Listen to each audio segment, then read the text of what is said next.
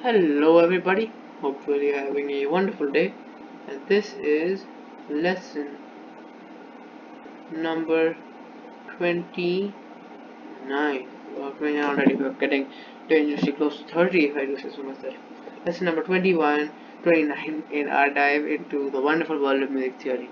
And today I want to talk about degrees of scale, degrees of scales.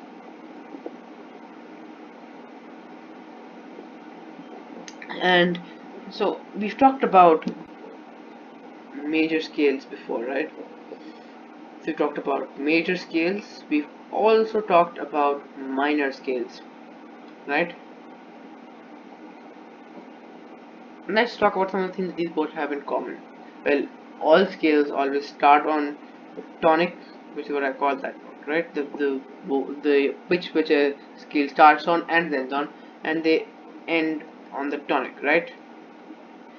Both of these scales, right? It's not most scales, in fact, have exactly eight pitches in total, including both tonics. So 8 pitches in total, including both tonics, right? Most major scale has, minor scale has, all the modes have. Some other scales don't have that. Some scales have 6, some scales have 5, some scales will have 3. But most scales, especially most of the scales we use in common use, have 8, exactly 8. So just like the first pitch in a scale has a name, which is a tonic,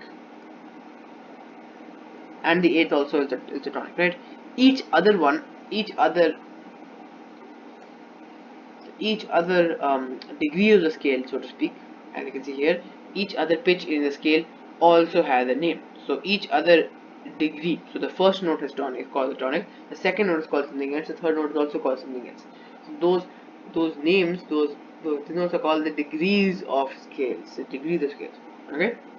So the first note, and I just want to run through today because it's part of music jargon. People will not say the fifth or the seventh note; they'll always say the dominant or the leading tone or whatever, right? So I just want to go through that vocabulary now. So it's expanding your musical vocabulary, right?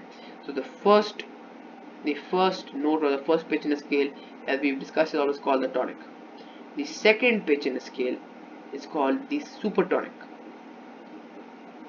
Sounds kind of like a superhero, or maybe really fancy detergent, but yes, it's called the supertonic. The third note in the scale is called the mediant. The fourth note is called the subdominant. Weird names, I know, but they are what we have chosen in terms of music to represent. Then the fifth one, as you might expect, is called the dominant. Then the sixth one is called the submediant.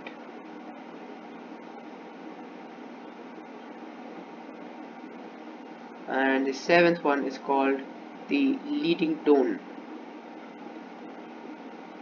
or some people just call it the leading note, whatever.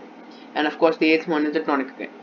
It's tonic, supertonic, mediant, subdominant, dominant, submediant, leading tone. Now I would just recommend you don't have to memorize this, right? It'll be beneficial if you do, though.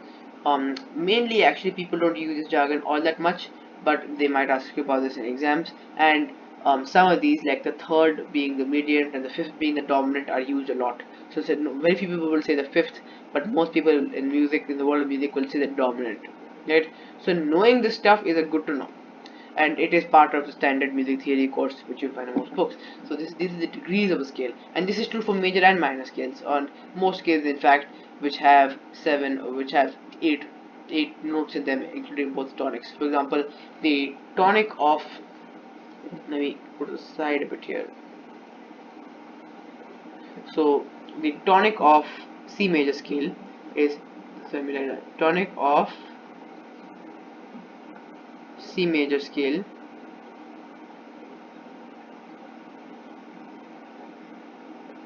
is of course C, the supertonic is D, the mediant is E, and the dominant, for example, is G, and the leading tone is B. I'm not going in order, I'm just saying the random ones now.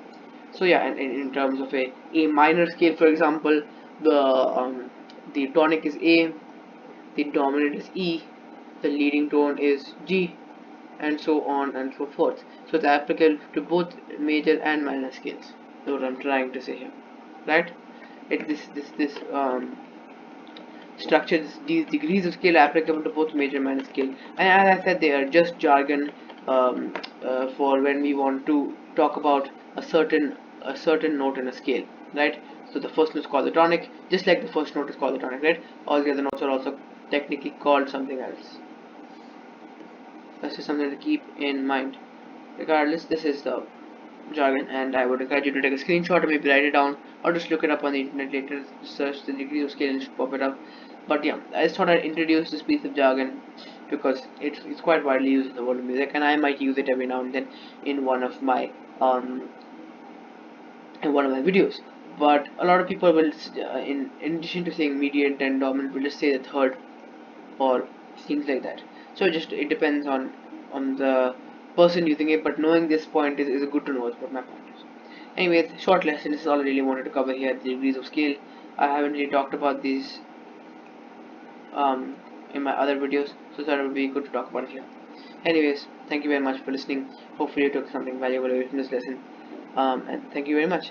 I will see you next lesson, where hopefully we'll be talking about harmony, which we haven't talked about ever, I think so, and some triads and chords, perhaps. So see you then. I'll see you in the next lesson. Hopefully you gain some knowledge from this, and see you. Bye.